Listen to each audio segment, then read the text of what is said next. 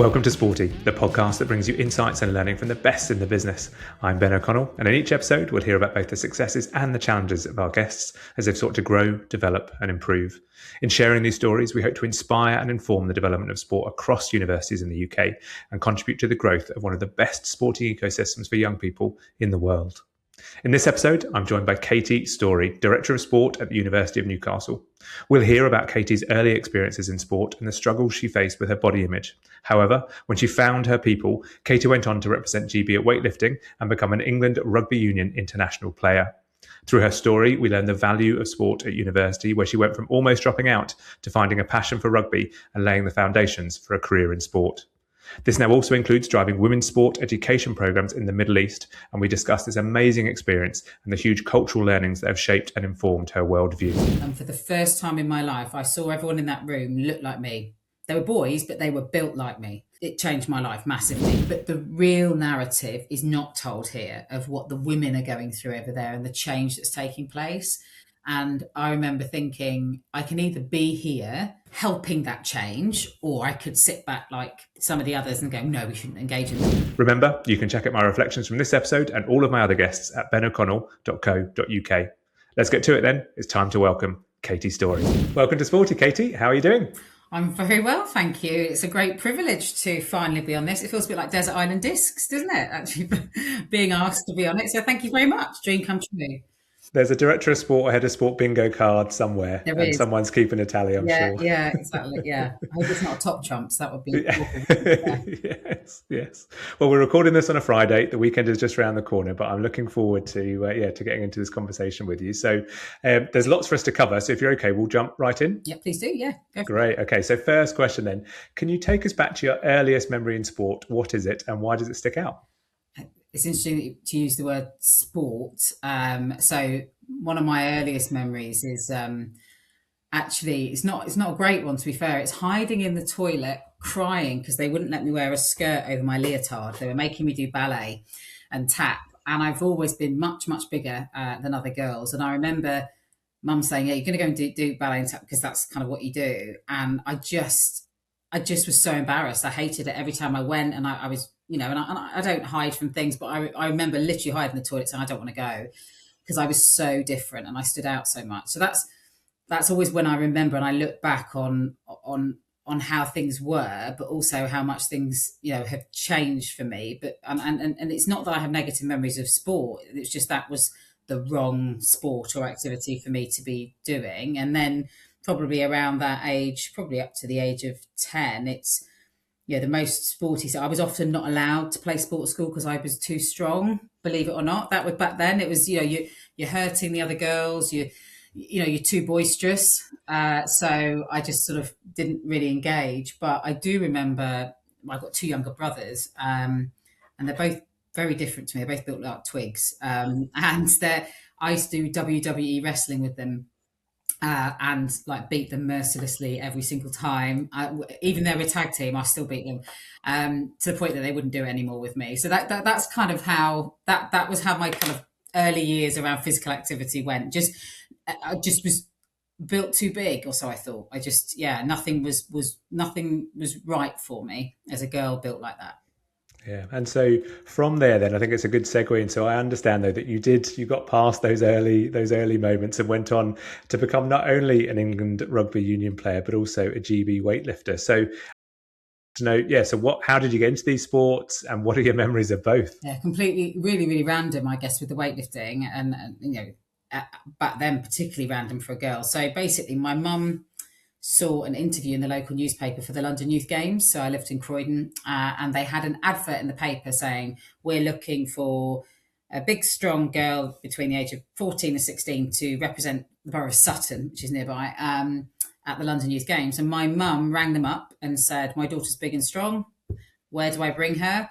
And so it was basically the brother school to my school, really. And they had this sort of really dark basement where they had this weightlifting club with just boys. And I remember going along. I didn't want to go, but she said, look, just go once. You never have to go back again if you don't want to. Just go in. I'll pick you up after. It's like, fine. And the interesting point, probably the most important part of this, is for the last 2 or 3 years before that, things hadn't been great at home, and I'd ended up becoming quite badly bulimic just to fit in with the other girls, just to have a normal part of my life. And I thought that was looking like everyone, I could be the same. And my mum didn't know that I was, but I was really struggling. And I remember seeing the door of the gym, and it had a poster saying weightlifting club. I thought, oh, you've got to be kidding me. This is ridiculous, right? It's only for boys. But I thought, no, I'm going to go in. She can pick me up and I'm not coming back again. And I pushed open the door. And for the first time in my life, I saw everyone in that room look like me. They were boys, but they were built like me. Okay. And it hit me the first time I picked up the bar, and how welcoming. The coach couldn't believe his luck, because to get what they call super heavyweight girls was really hard, particularly at that age, and particularly ones who could move and had some physical competency. And the minute I picked the bar up, the bulimia stopped. Never looked back. And that was because I finally realised there was nothing wrong with me. I was built that way for a reason. I just hadn't found it until that stage. So that sport, when people say it changed your life, it changed my life massively. And from that moment onwards, I was proud of how I was built and my strength. I mean, still didn't mean people didn't treat me like I was a bit weird most of the time, like very strange sport for a girl, as it was back then. But it didn't matter to me. My mum was super proud, and and I was going around the country, and I went to Bulgaria for the European Championships. I got to train at Crystal Palace every night with the national team, and it just put into me a lot of kind of, as long as you do something and you do your best and you're as good as you can be, and for me, I was lucky enough to excel in that, then you're proud of it. It doesn't matter whether no one watches it or whether you get paid for it or whatever. It's that sense of self-worth and pride. And I don't think it was pride for me. I think it was just more feeling okay about being me. There's nothing wrong with me. I think that was kind of the base I was coming from. There's nothing wrong with you. In fact, there's something so right that a lot of girls aren't built like that, and you need to make the most of it. So, and that's what I think sport does offer people. Like, there's so many different types of sport, right, that you just think there must be something for everyone somewhere, even if it's like we'll talk later about sports from around the world, but chess classed as massive sport in some countries. I don't think it actually matters, the physical activity within it, as much as being part of that sport and having that sport build the transferable skills in you and your confidence. And that's very much so. On the weightlifting side, it's a sport I know very little about. So, from your experience, it's an individual sport, but very much based within a team. Is that, how did that manifest? Each of you's in a different weight category, so you would never have two in the same weight category. So you're essentially not competing against the same person in your team. So you wouldn't take a squad of GB lifters or England lifters the same weight category, but you are a team. So you would be 5 or 6 of you different weight categories, boys and girls, because we trained together at Crystal Palace, and then when we go to Bisham Abbey for national squad training, it was boys and girls. I say men and women, really, and they were incredibly supportive of each other. And I think that instilled in me, particularly seeing men, and these were men who were huge. These were very, very strong, very fit men who would walk down. Most of them were bouncers in their spare time from South East London. They would walk down the street, and women would look, men would look. They were really impressive. And yet, and normally I'd be terrified of kind of being around someone, like thinking, oh, they're going to judge me, they'll think I'm fat or something like that. It didn't cross their mind. As long as I could lift, they didn't care. And I thought that was such a fantastic, if I hadn't had that at that formative age of like 15, 16, I don't really think my confidence could have made it back up to the levels that would be normal. So I think for me, just seeing them, they would support you. Right, she's going for a PB. It didn't matter if my PB was much less than one of theirs. They knew straight off she's worked hard for this. They'd stop their lift. They'd cheer you on. These were like Commonwealth Games champions, whatever. They'd cheer you on. And they were your biggest fans. If you were rubbish and didn't turn up, they'd tell you as well. But I remember just thinking, it's a respect and mutual respect. And I think you get that in sport anyway. It's not about judging someone because of the level they play at.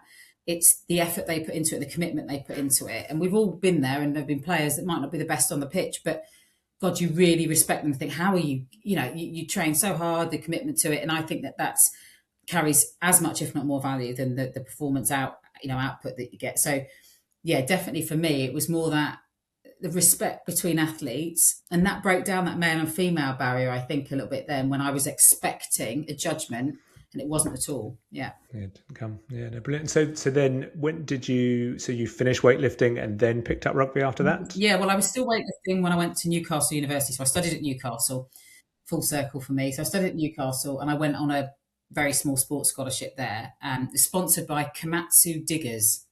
So they had like 10 sponsorships by different companies, and I got the Komatsu Award, me and a judo boy. And I went along, still weightlifting, but I hadn't really thought it through because I thought every gym will be like my gym at Crystal Palace, and it's not.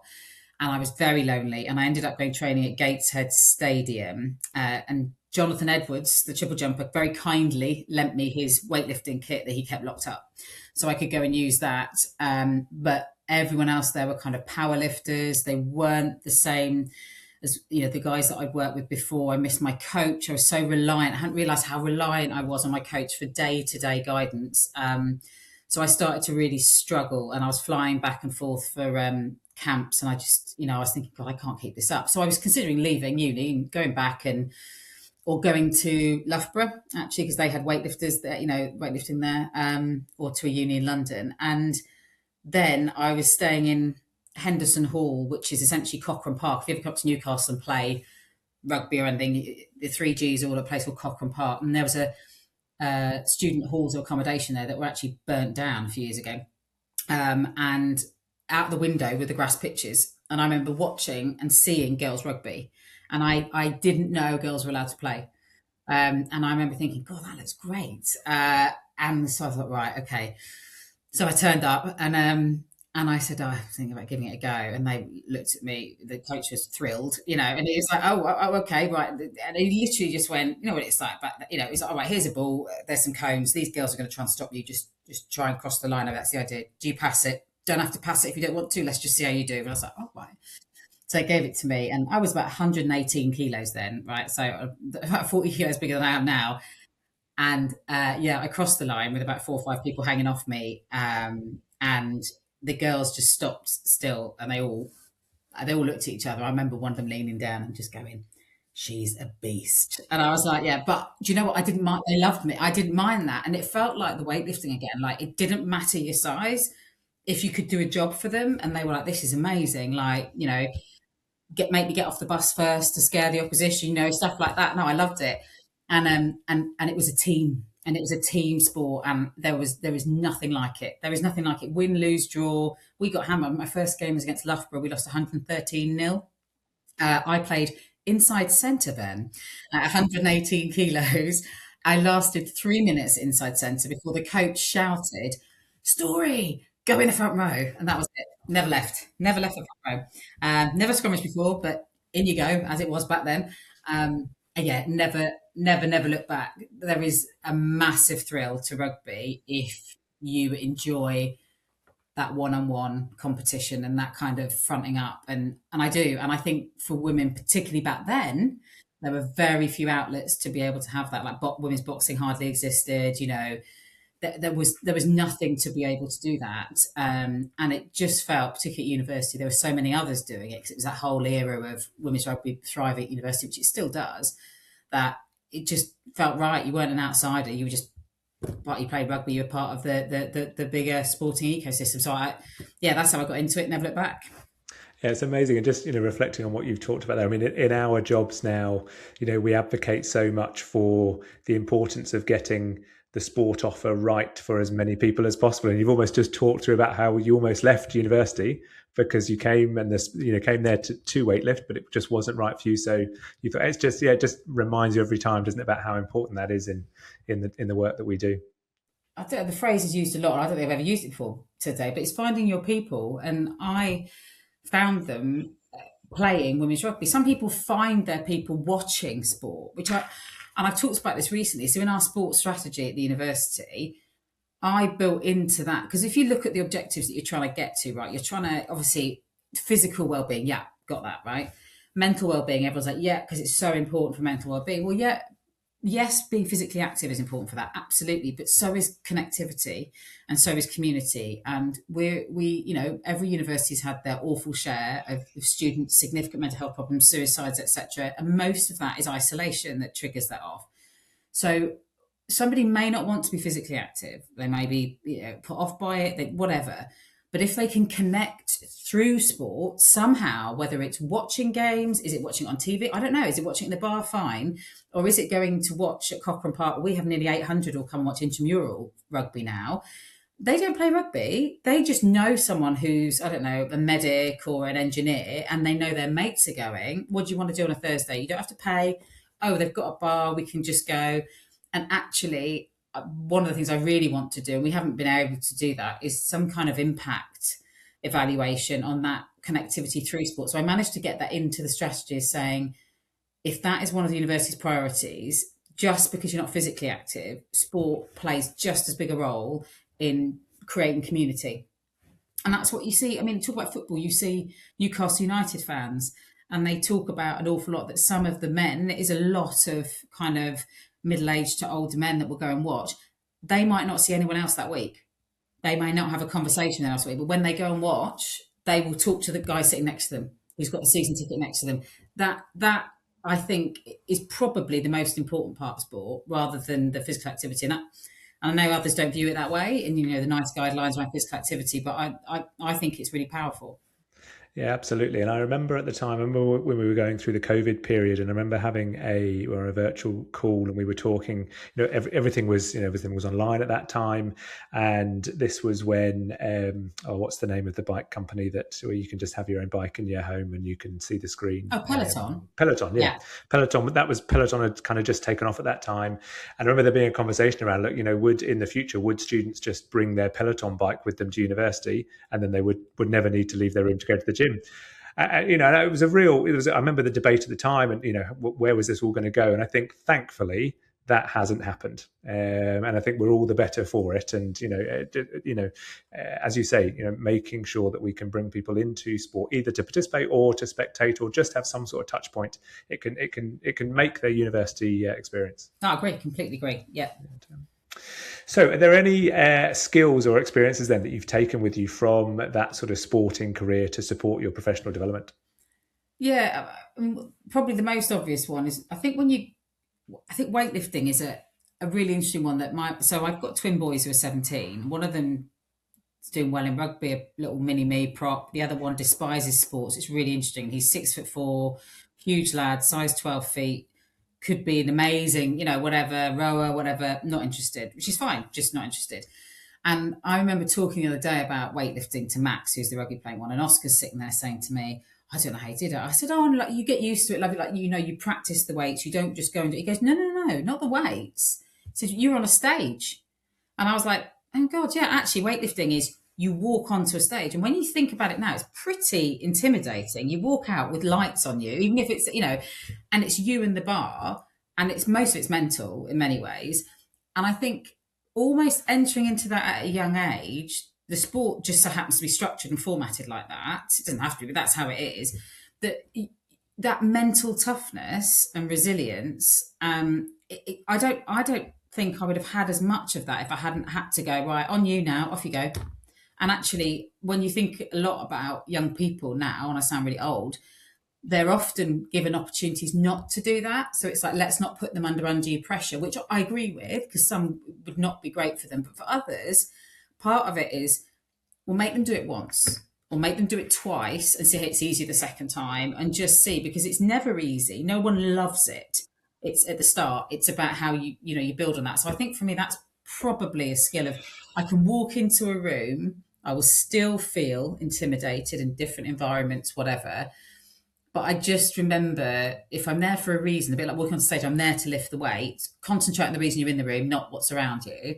And then I guess for me, probably from rugby, from a teamwork, which everyone will, I'm sure, say this, is it's really fascinating when you can see the different strengths and weaknesses of people around you. So in rugby, it's like a jigsaw puzzle, isn't it? Different shapes and sizes. And you kind of know who to go to on the pitch for certain things. So she's going to do this, she's the fast one, she's the strong one, whatever. But I think beyond that, and certainly when I play for England, you get to know squads on camps and tours and World Cups and stuff, is you actually understand what makes them tick beyond the physical side of things. So recognising when someone's got their head down and they're struggling is really important. And actually having to do that under pressure on the pitch, and how do you impact that is a real skill. And I often think that sometimes you'll see the best player in the world, but they're not a great team player. And so you can tell, you can see them a mile off, people aren't talking to them as much or whatever. It's those that are probably going to be the most successful beyond their sporting career are those that with that empathy and understanding that if some players can drop a high ball and not care, then it wouldn't bother them in the slightest because they can just get on with it and that's great. But there are some that for the rest of the game will avoid the high ball. So, that's an example where you just almost want to, what works for them. You go up to them and it's, you often work it out between you training. What do you say to them? How do you get them back on track? Do you give them another opportunity straight away? Things like that. And I think that's really similar to managing any team. And I'm a massive fan of empowering people to do what they're good at, whether that's within their role or not. So if something comes up and you think, well, that's not their job, well, it doesn't matter if they're really good at it. Let's give them a chance to do it. And I don't think there's anything better in your job than being trusted and being valued. And I think that is really what makes a good player. Anyway, if you feel trusted and valued by your teammates and by your coach, then and I think that's definitely something that I think I bring into management. Yeah, no, some brilliant takeaways there. And if I can, just to jump back then, so your time with England rugby, will that, and not to give away your age, but that would have been very much around the sort of, before professionalisation of women's rugby, a bit very much before. So, the experiences then for turning out for England at that time, was it, when you see what's happens now, how different was it for you? What was the experience like? Really, really different because, first of all, different. I was fortunate enough to be at the World Cup final last year down at the Allianz Stadium, and to see it sold out and buzzing, not just sold out, but sold out and wild, like just amazing, was an emotional moment actually to see that. And at the point before that, they had their first standalone Six Nations game about 2 years before that, 2.5 years before the Six Nations. It was against France, I think. And they had about 48,000 there at the time. And it was the first game they'd allowed us. So at Twickenham Stadium, at Allianz Stadium, there is a room called the Eric Room, which is the England Rugby Internationals Club. And you can only go in if you've been capped 15 aside for England. And until 2.5 years ago, only male players, yeah. You could take your wives and your girlfriends and your sisters, but we didn't qualify.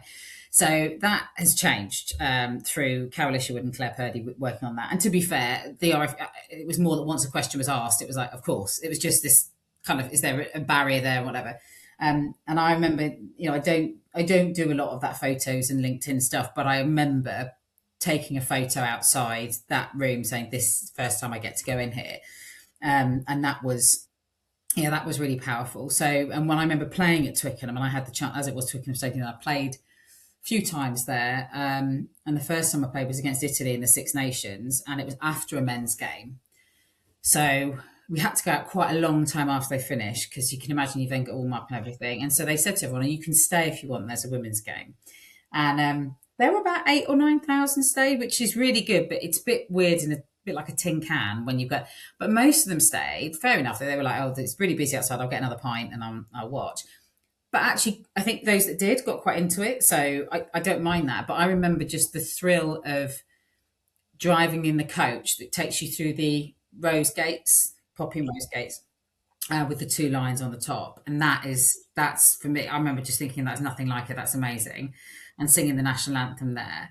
And I guess I don't really remember the crowd around me, but I can only imagine what they must have now to walk out to like the fireworks and the music. And I think it would be absolutely amazing. And I'm not jealous. And it sounds like I'm not. I miss it so much. I miss playing more than anything. I dream about it most nights. Most nights I can't do my boots up. I think that's a thing, isn't it? You know, when apparently you're not ready, so you can't get your boots up in time. But I miss it. But I'm not jealous. I thoroughly enjoyed every second of what I did and how I did it. And I think it's made me. And actually, I've got a career in sport, which is probably where there's like a dream for me to work in sport, considering I studied archaeology. So if having a career in sport is my dream, for some it might be playing for a very long time professionally. I didn't have that drive. I played 24 times for England, and for me, that was enough. My neck and back were going, and I'm like, you know what? I want a career. I want this. There are others who played 100 times who would thrive in the current environment, and so I think I feel like I've had the best of both worlds because I've seen it happen and I've been part of that. So I'm on the England Rugby Council now. So I feel like I can actually be part of the change in the modern environment of it, as well as having come through it playing wise.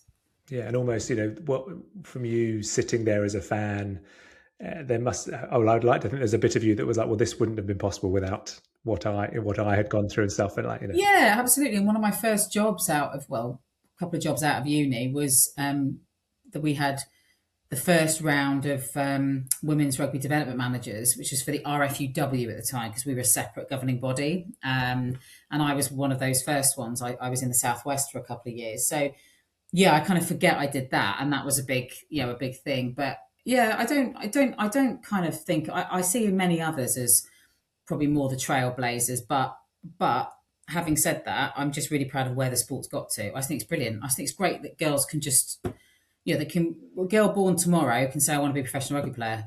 That's fantastic. Is that amazing? Yeah. Yeah, absolutely amazing. And so that's a really good segue, actually. Then, so can you talk us through your professional career? So how did you get into the sport industry, and what led you to becoming director of sport at University of Newcastle? So, like I said, I studied archaeology. So, archaeology and museum studies at Newcastle. So, no sports background, didn't do PGCSE or anything like that. But I became AU president. So, I was a sabbatical officer. And when I did that, I still didn't know you could work in sport. I just thought you had to be a coach or a PE teacher. But while I was working there at Northumbria University at the time was Claire Cruikshank, who's up in Edinburgh. She's still doing a role up in Edinburgh, but she was playing for Scotland at the time. I was playing for England Academy. She was playing for Scotland, and so I was like, right, okay. So she was up there at Northumbria, and we knew each other, club level, etc.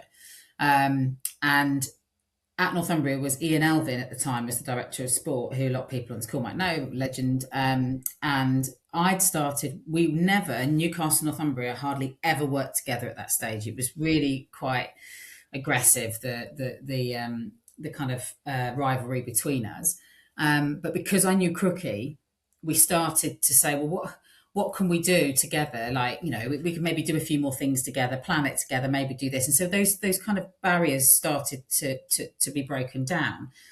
And Ian liked what I was doing, and we invited him to our AU ball. And there were lots of things that he was like, oh, we want to be more like Newcastle in that sense. There's lots of things we wanted to do like Northumbria. And when I graduated, he offered me a job. And he said, he offered me the rugby development officer, the men's rugby development officer job there, because the guy who was doing it had gone off to play in Australia. And I was like, what? So first of all, I was a girl. So I was like, wow. And second of all, I had no background. He was like, no, you're already volunteering in Northumberland. So I was doing lots of women and girls stuff and some coaching. He was like, you'll be fine. And I did it for about 6 months. And then the guy came back, which is fine. And he said, right, great. I'm going to give you some other sports. So then I did basketball, netball, whatever. So it was like proper sport development. So I just cut my teeth doing anything and everything. And then we went into some community sports stuff, so like European Social Fund work. So I had to learn about bids, impact evaluation, volunteer management, stuff like that, just learning on the job. And I just progressed through those roles, and then ended up with a job with the Women's Sport and Fitness Foundation, as it was then, down in Leeds, and then went down to work for the Rugby Football Union for Women, and then came full circle just after the World Cup in 2006, came full circle back to the North East for Women's Sports Foundation again. And then I went for a job. I'm a big believer of things happen for a reason. I went for a job at the Youth Sport Trust because I was an athlete mentor at the time, working on like Sky Sports, Living for Sport for them. And there was an athlete mentor manager. I was like, yeah, this is made for me. And I had a really bad interview and I was so gutted I didn't get it. But the week after, the Northumbria competitions manager job came up. And I couldn't believe it. So I got that and then ended up a performance manager. So I kind of so I was just learning as I went through, and then went into international recruitment at Northumbria for a bit as a secondment, athlete recruitment in the US, and then went back across the head of sport when the opportunity came up. So that's it. And then this is literally the dream job, Newcastle, full circle, where I started. It's changed. Not everything's changed, but it's changed. And to be a director of sport, particularly, and yeah, as a woman, but as someone who studied there, is just a great privilege. I'm really sorry to interrupt, but I'd like to borrow your attention for just 30 seconds. I've loved getting to record these episodes, and if you haven't already done so, it would be great if you could click the subscribe button wherever you are watching or listening. This really helps me to continue bringing you great guests and develop the podcast. This all started by asking the question, what does good look like in HE sport? And with your help, I can continue sharing my journey and bringing you more brilliant insights. Now that's enough for me. Let's get back to the episode. The thinking back to, we hear so many people talk on the pod around how it's often one person that they knew or two or three people that they knew that started, that got them into their career. So Ian Elvin for you would have been that person, and just the value of making those connections, I think, can't be undersold in terms of developing your career. It's a connection, but it's the faith he had and I really rate that. I think you can see it in people sometimes, and it's not about their academic qualifications. It's not about their expertise. It's more about their life experience and skills. And I see it, there's even when I started at Newcastle, you could spot it a mile off. There are a handful of staff who perhaps were in the wrong roles for what they were good at, but they started to show a little bit of, right, does someone want to take on this? Well, I've got an idea. Brilliant. And all of a sudden, then you just see them, you get them on the right path. But for him, and he was in a position, fortunate enough to be able to just make a decision like, yeah, come on board and have a job. Nowadays, you can't just do that. But it was like, yeah, come in. But he knew then.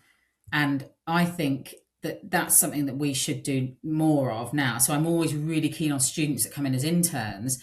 How do we keep them in jobs? And it's much harder at the moment, but we've managed to have a couple that we've, put them into graduate roles. I just think that, and we don't teach sport. We have sport and exercise science, but it's quite a small program at Newcastle. We don't do sports coaching, sport management. So we don't get those numbers through that you'd think. But that doesn't matter.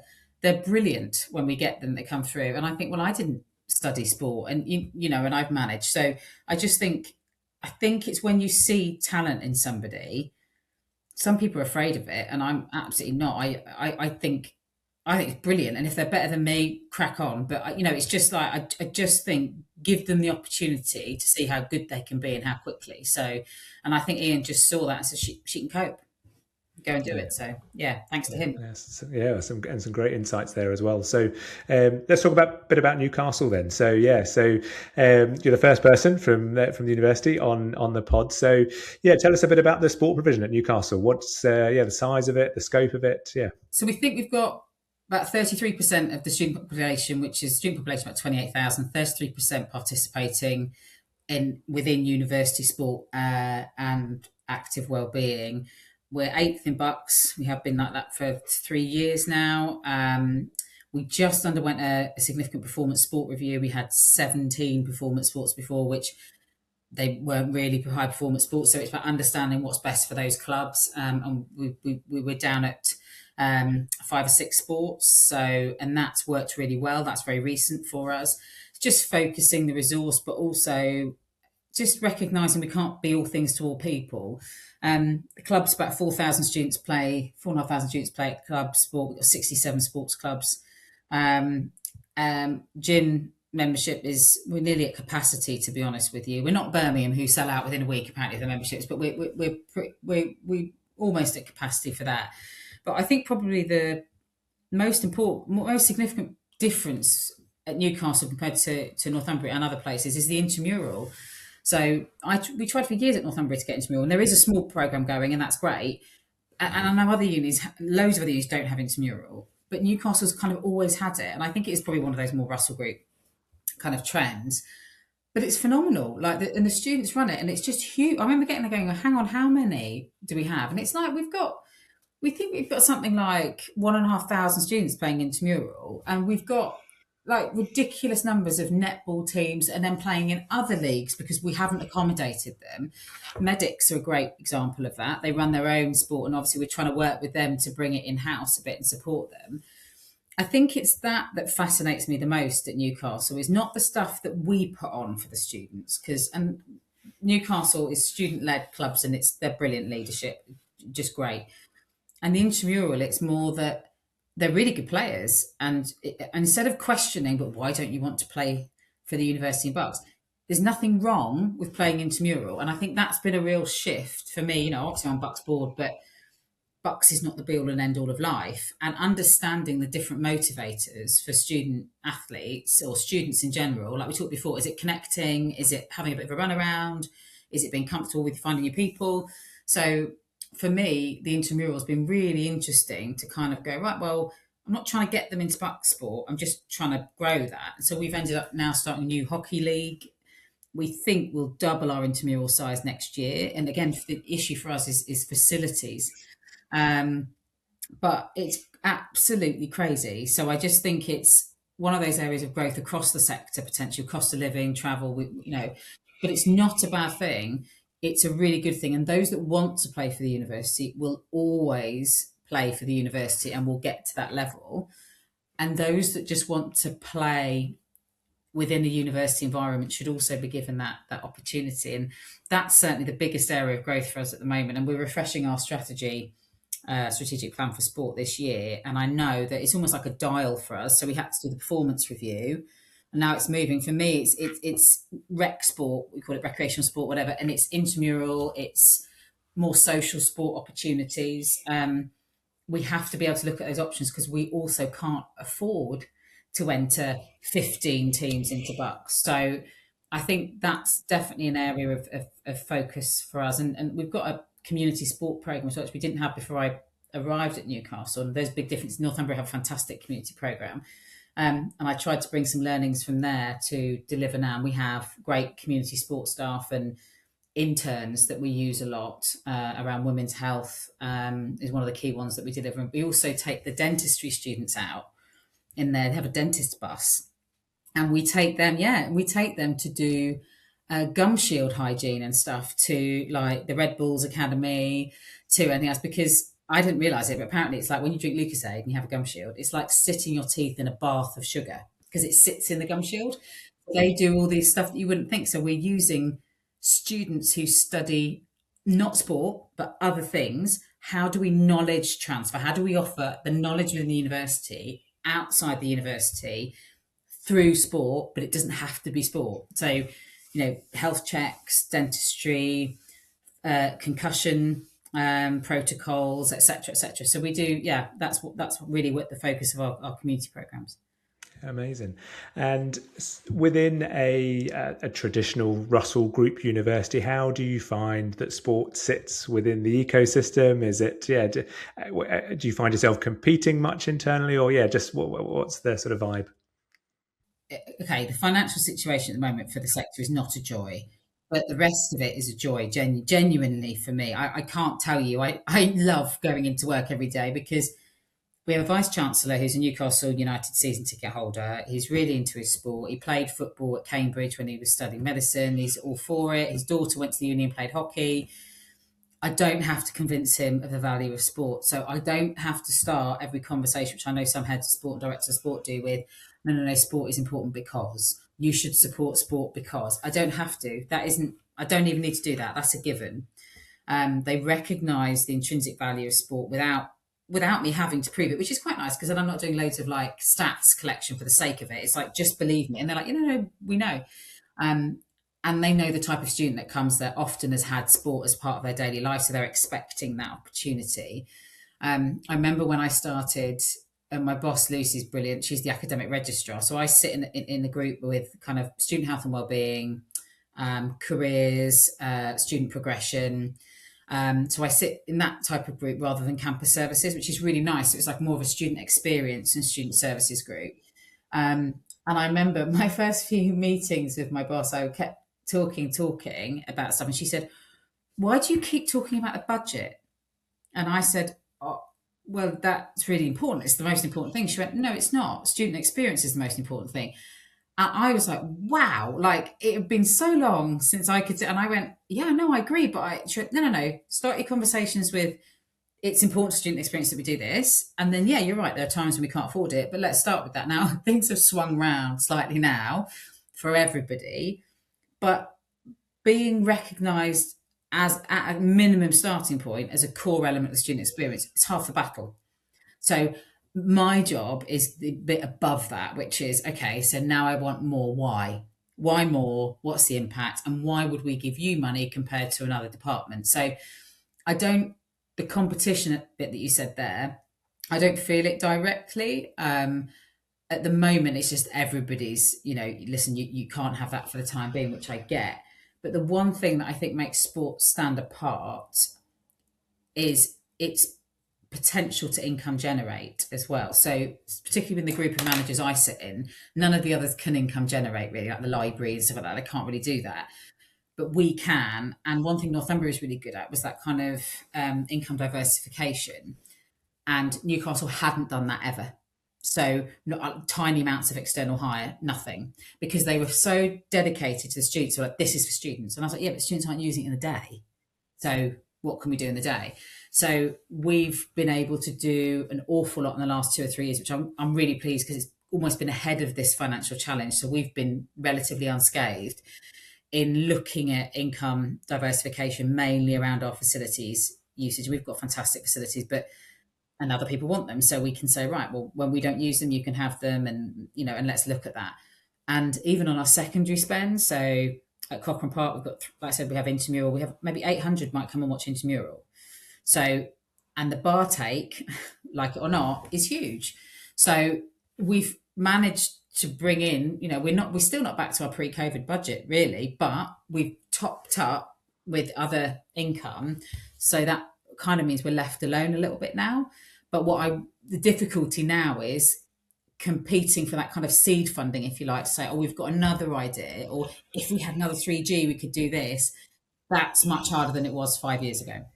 Yeah, no, absolutely. And so if people are listening to the podcast and what would you say, and it's a really tough question, if there were one or two things that you were like, if you want to learn how to do this really good, you should come and see what we're doing in this area, in this space at Newcastle, what would you say? I would definitely say what we're doing around our commercial development. For example, we've got a partnership with Newcastle United Women, and they now use all our facilities in the day, our outdoor facilities, their exclusive usage until a certain time each day that doesn't impact on our students. Now, how we had to work through that and how not we, my team did, was really complicated, but we turned it around in about 6 weeks. Now, the way we did that and the way they delivered that and the stakeholder management of it, I think was exceptional. And it's a significant income to the university. So that's probably kept the wolves at bay, if you like, in some of that. But also, more importantly, created a really strong regional partnership with a club. And from the women's perspective, it's even better because I think there's a lot of questions. Why would you give more resource to the men's? Well, actually, it's not. It's for the women's. And then how we build on that around education opportunities for the club and to the wraparound. So I think what we're getting right definitely is if something comes our way as an opportunity, it might not be commercial, it might just be hosting an event or something. We're really, really keen now, the whole of the SMT, which I think is the shift, the cultural shift, is to look at the bigger picture opportunities, to go, can we get something else out of that? And it might not be money, it might be student training, it might be profile, whatever it might be. The wraparound parts of it, I think we're doing really well with what we've got. We could be much better. We could have many more partnerships, but we are getting it right. The ones that we have, and I think the university really value that we'll try and loop in like faculties, etc., to those who are, rather than it just being about us. So that would be the biggest thing. Yeah, that's a great takeaway. And I think, you and I have spoken previously, but just around that, and with other colleagues across the sector, but just how when we are against, such tough financial headwinds, the ability to show the value of sport back to the university more than just getting people active, and all the crossovers and stuff is so important at this point in time. So, right, let's move on then. So, alongside your role at Newcastle, you've also been involved in establishing female sports leadership collaborations across the Middle East. So, can you tell us how this came about and what the projects entail? Yeah, that's really random, isn't it? I didn't think when I started at Newcastle I'd be out in Saudi every 6 weeks. It's what I was about 3 weeks into the job, and Newcastle United were essentially bought by the PIF, so the Saudi Public Investment Fund. And I got called in to meet the Deputy Vice Chancellor. It was one of my induction meetings. And she said, look, we're struggling here. The academics are up in arms because it's Saudi. And I think we should stop the partnership with the club. Now, you'll know what it's like. Every uni's probably got a partnership with a local football club at whatever level it is. And very few times does it have anything to do with football. So I was like, hang on, I don't even know. I was in charge of the partnership at Northumbria with them, again, because I had the word football in it. But I was like, we don't actually do that much with them from a sport perspective. It's probably a bigger university. I said, okay, I hear what you're saying, but maybe there's an opportunity to use it, which is why it goes against all our, vision of value. I said, okay. And then I remember saying to her, well, this feels a bit different because you've got Amanda Staveley at the helm at the time. So a woman kind of managing this partnership, this deal, being the face of that Saudi investment tells me something, and it should tell us something as the West that they're wanting either to be seen differently or they're behaving differently. And she said, what do you mean? I said, well, is there an opportunity to do something around women's sport through this, like a social impact, or social justice, environmental justice, whatever? And she said, well, okay, maybe. And then nothing came of it. So I was like, okay, fine. And then about 3 months later, the Vice Chancellor was invited to go to Riyadh with about 5 or 6 other Vice Chancellors as part of a delegation to explore education partnerships in Saudi. And the international office said, well, actually, one of the unis, Princess Noura, which is the biggest women's only university in the world in Riyadh, 60,000 students, they do sport. Why don't you go and meet with your equivalent there and see if maybe we can have a deeper partnership by putting in sport? Now we've got a female director of sport, let's try that. So I went out to Riyadh, apprehensive, like, what am I doing? But I was like, I flew out on my own. And I remember I expected to see camels and stuff like that. And I remember opening my curtains in the morning from the hotel, and out the window was a Debenhams, an H&M, and a Chuck E. Cheese. And I was like, this is not, I remember taking a picture saying, guess where I am? My mate's like, oh, I don't know. And I was like, Riyadh. And it's like, what? Like, where are the camels, right? Where's the sand? And I met with my equivalent, Princess Noura, and said, look, I feel a little bit like maybe these are some of the things you've been missing with 27 years of no women's sport, really, and like coaching development, referee development, stuff like that. She said, yeah, absolutely, can we do some exchanges or whatever? And that led to, they sent a women's futsal team to us, the first time they'd played outside of Saudi, so that was history making. And their chancellor of the rector of the university, Professor Ainash, she is now the deputy director of education in Saudi. She came over and said, right, you've got to come back. So we took a team back. So we took a team of footballers back to Riyadh, which was a great trip. But in the meantime, the embassy said, well, we have something called the Gulf Strategic Fund. Could you deliver this type of development outside of the university, like nationally?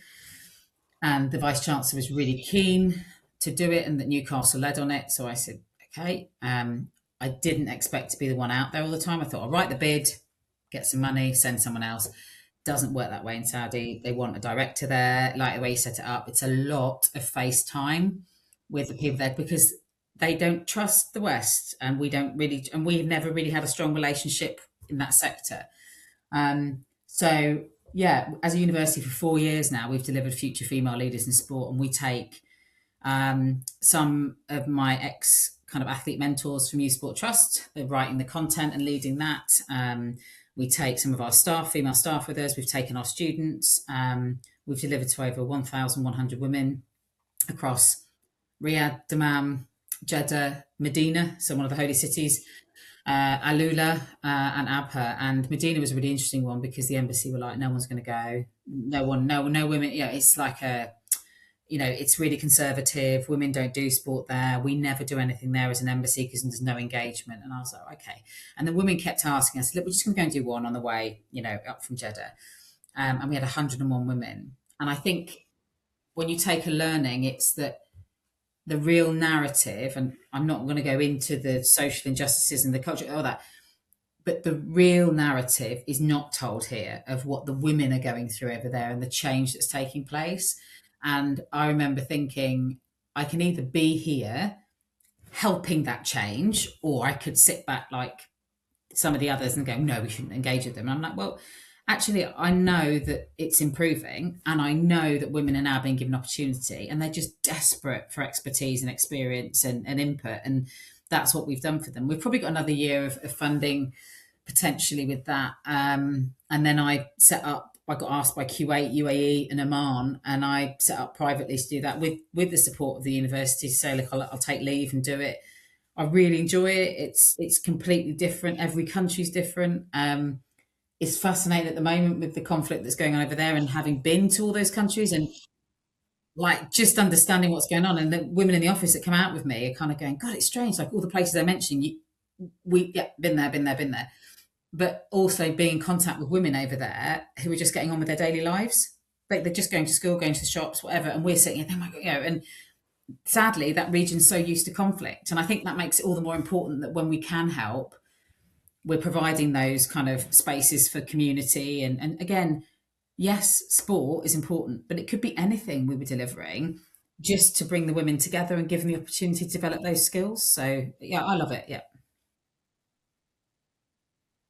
We went out saying adults, so like 16, 17 plus, but we've now in Oman, I deliver an active ambassadors program, which is with girls in schools, age 14 and 15. And they basically, we train them for a day in leadership skills, and they go and run a project, and then we go back and review it with them. And that's really great. But that if you're working in schools, I mean, the tricky part over there is you've got to work with the Ministry of Education, and there is a lot of bureaucracy. But what's telling is we're cutting through that now, and sport tends to cut through that very quickly over there, and particularly women's sport, because it just opens every door. And that's not about sports washing. That's about them going, we know we've got to catch up. That literally hands up. Yeah, we know. So just, can you help? So that's really refreshing. You're not getting any judgment, like you're getting, thank you. We want that help. We want to be better. And have there been any you touched on briefly some of the kind of cultural differences, but has there been anything that you're an accomplished leader, so I'm sure there won't be too many faux pas, but there must have been things that you've like now you understand you can now be a better person in that environment. Yeah, one of the biggest things that people don't realize is there's two things. So one is about trust, and I hadn't realized that I was being assessed, kind of like you think they're very, very, very polite people, very nice, kind, polite people. So you would never know if they didn't want you there, and it's like kind of, but then when they want you there, because what happens is they love WhatsApp. Everything's on WhatsApp, no emails, or WhatsApp, which I love actually now. They will, if you kind of go, look, I wanted to set up in another city for doing something else, but I haven't got any contacts. Literally now I can go, oh, I want to go and do something in, I don't know, Jordan. I could ask any of the women I've worked with, and they would send through personal introductions on WhatsApp to anybody out there, including at ministry level, because over there, once you've earned trust, it doesn't matter. They will just open doors. Once they trust somebody, it's probably the culture the most that I've seen in the world that does that. And it's just a nod. It's like almost a personal, I've said they're okay.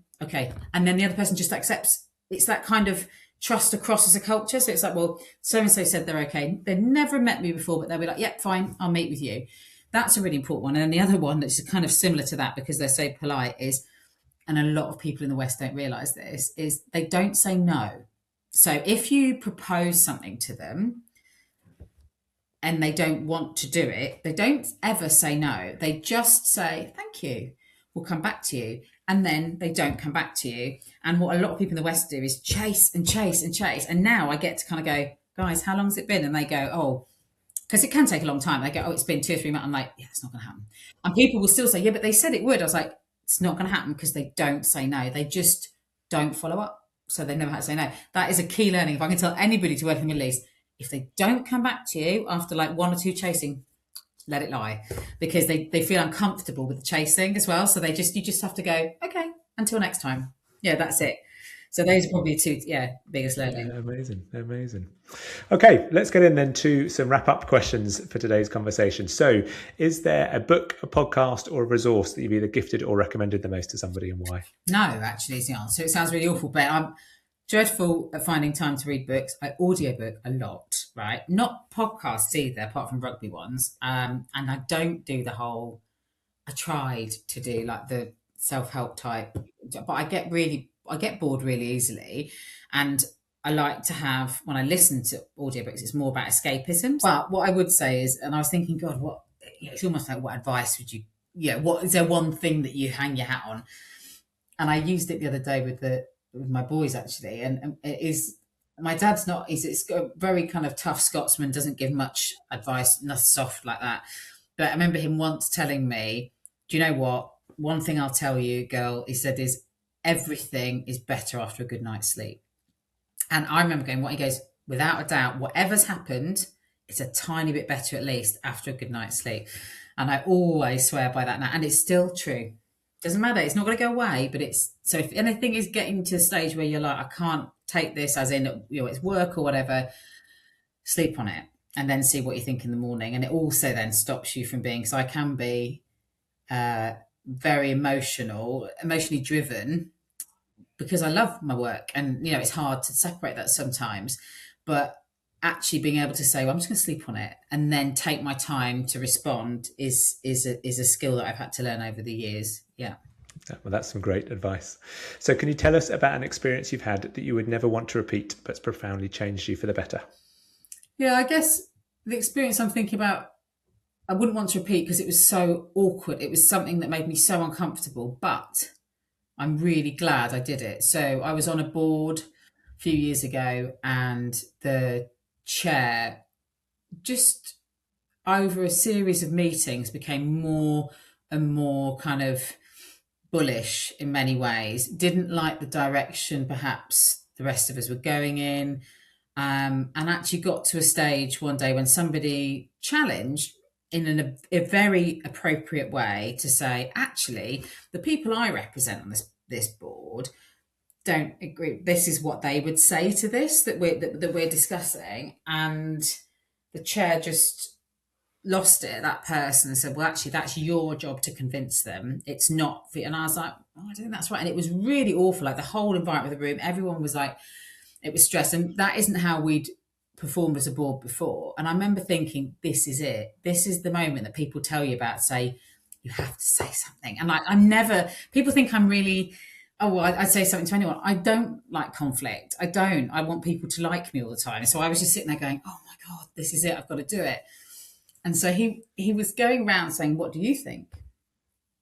And it got to me, it's like 2 down. I was like, I'm sweating. And I was like, right, I've got to do it. And I remember having to sit on my hands because they were shaking.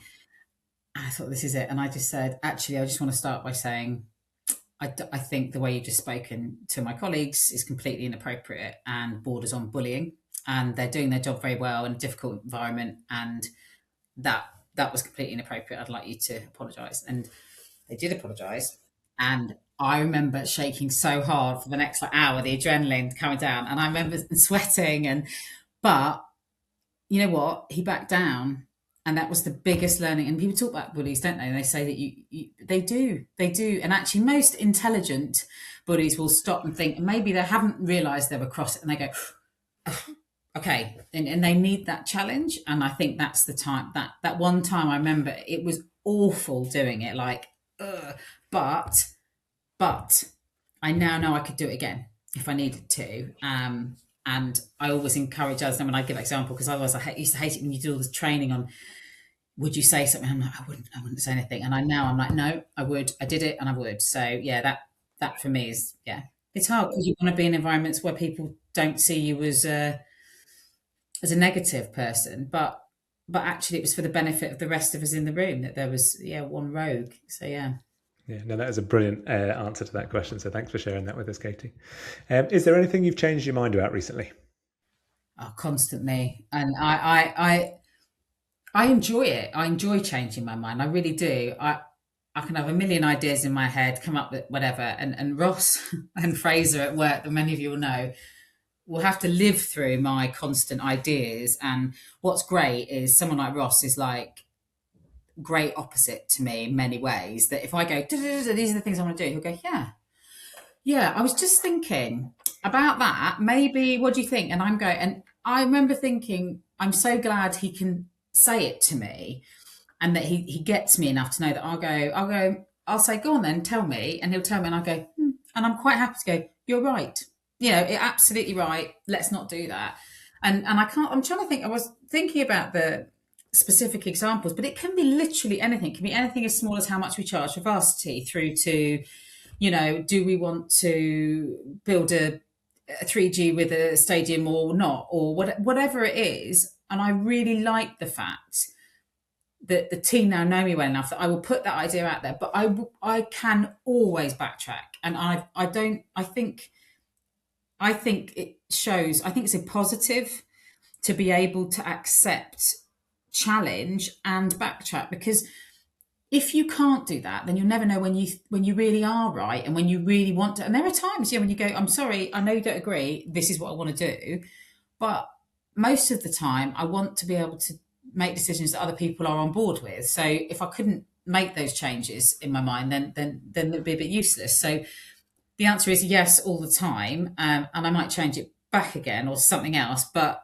I like to hear the pros and cons. I can't just have someone being negative about it without telling me why. I'm more than happy to change my mind, but I think I'm very lucky that the SMT I work with understand how I am and will say, I don't like it because of this.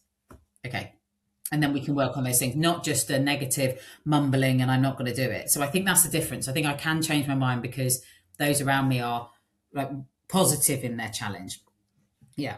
And that goes back, I think, to where we started around making sure that you've got good people around you. And also if they've got talents in various areas, then just, you go on with it and give me your opinion in that space, because that's what I want to know. Yeah. Okay. So if you were starting your career again, what would you not do? Never doubt the fact that I was in the right place. So that everyone has it. I don't mean imposter syndrome. I don't think I had it like that. I just remember thinking, what am I doing here? Is this right? So I'd be put on a board or a task group or something. But it's like, well, someone's put me here. I haven't just walked in. So that bit of self-talk around, no, and even if, do you know what, someone's made a terrible mistake and they think you're a rocket scientist and you're not, then as long as you comport yourself appropriately, you will learn something from that experience, right? And I think that's really important, and that's what I do. But I think the other thing is probably on a darker side. I don't think, because I'm quite emotionally driven, I have a lot of gut feelings. So I like someone or I don't like somebody, or I trust whatever.